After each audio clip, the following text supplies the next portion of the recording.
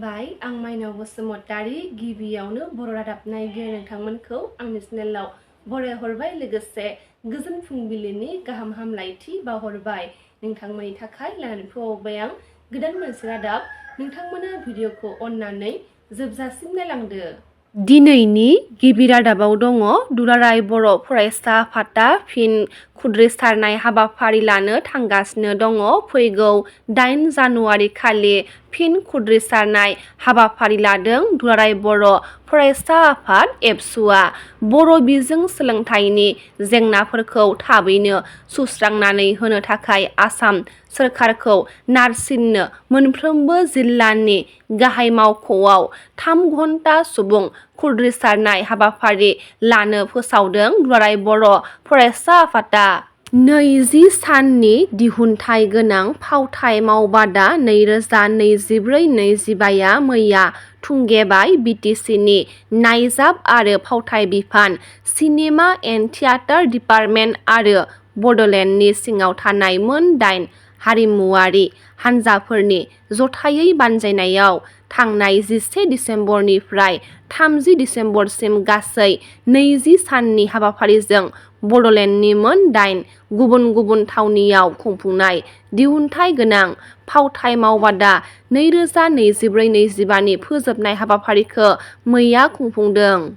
कक्राझारनि सान्दामारियाव थानाय बड'फा कालचारेल कमप्लेक्सआव मैया फुंबिलि समाव मोनसे मेहेरगोसा हाबाफारिनि गेजेरजों खुंफुंनाय मोनसे हाबाफारियाव BTC-नि सिनेमा आरो फावथाय बिफाननि CHD फामे ब्रह्मजों लोगोसे एबसुनि लोगो हारिमु नेहाथारि बुद्धिराम बसुमतारी बिथांमोना आलासि महरै बाहागो लायो।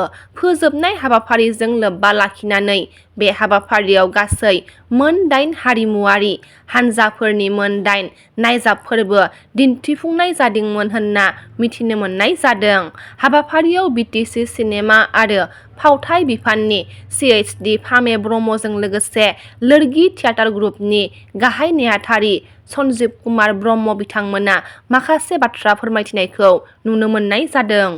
बाक्सा जिल्ला दुलाराय बर' फरायसा आफादनि बोसोरसालिया जथुमाखौ सालबारि फरायसालिमानि गेवलां गेलेग्रा फोथाराव सानब्रैनि हाबाफारि लानानै गाजा गोमजायै खुंफुंनाया जोबलांबाय। थांनाय जानुवारि दाननि 2, 3, 4 आरो 5 अक्ट'आव सानब्रैनि हाबाफारि लाना बाक्सा जिल्ला दुलाराय बर' फरायसा आफादनि बोसोरसालिया जथुमाखौ खुंफुंदोंमोन। थामथि सानाव माखासे हाबाफारि लानाय बायदिनो मोनाबिलि 5 रिंगा समाव बड'लेण्ड मुंख्लंफोरखौ गोसोखांनानै आलारि बाथि फोजोंनाय हाबाफारि लानाय जादोंमोन।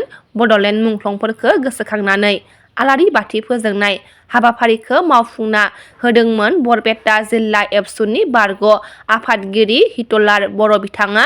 आलारि बाथि फोजोंनाय हाबाफारिखौ मावफुंना होनायाव बरपेटा जिल्ला एबसुनि बारग' आफादगिरि हिटलार बर' बिथाङा बाहागो लानायनि गेजेरजों खौरां बिजोंनि गेजेरजों माखासे बाथ्रा फोरमायथिनायखौ नुनो मोननाय जादों।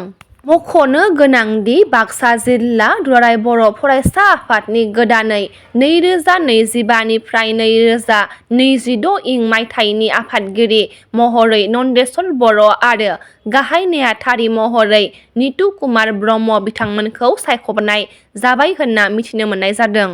उदालगुरि जिल्ला एबसुनि गोदानै बिबान नाजावनाय आरो समायखिरा लानाय हाबाफारिया जोबनानै थांबाय। उदालगुरि जिल्ला दुलाराय बर' फरायसा आफादनि गोदानै बिबान मोननाय बिबानगिरिफोरा बिबान नाजावनाय आरो समायखिरा लानाय हाबाफारिया उदालगुरि जिल्ला एबसुनिनो गाहाय मावख' जोहोलाव बालिराम बर' हाउसआव सानसेनि हाबाफारिजों बिबान नाजावनाय आरो समायखिरा लानाय लोगोसे एंगारनाय हाबाफारिया जोबनानै थांबाय। थांनाय मैया कक्राझाराव G+1 बिल्डिंनि अन्थाइ खाम्फा गायसननाय हाबाफारियाव हाबाफारियाव बिटिआरनि गाहाय प्रमद बर' बिथांखौ बाहागो लानायखौ नुनो मोननाय जादों। कामरुपनि जाजि खनायाव खौसेथि बर' सुबुं आफादनि 11थि बोसोरसालिया जथुमा खुंफुंनो साखाफारा खालामदों। फैगौ 7, 8 आरो 9 जानुवारियाव कामरुप जिल्लानि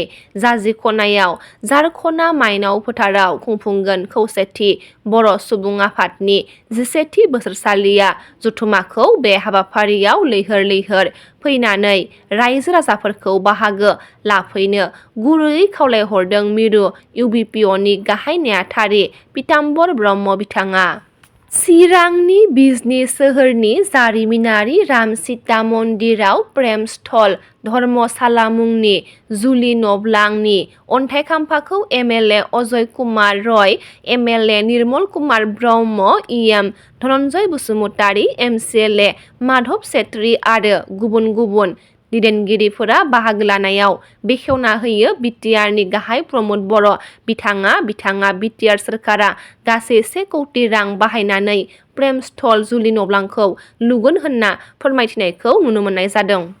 गसाइगाव महकुमानि सिङाव थानाय जयमा हाथायाव आमसुनि गोदानै मावखुलि बेखेवदों। थांनाय मैया आरो लोगोसे भदागुरिनिफ्राय गसाइगाव प्रेस क्लाबसिम मटर साइकेलजों हानजा सुरनाय हाबाफारि लादोंमोन। बेजों लोगोसेनो गसाइगावनि प्रेस क्लाबाव आमसुनि सावराय मेलबो लानाय जादोंमोन। मैयानि बे हाबाफारियावनो गाहाय आलासि महरै नुजाथिफैदोंमोन सेन्ट्रेल आमसुनि आफादगिरि राइजुल करिम सरकार बिथाङा।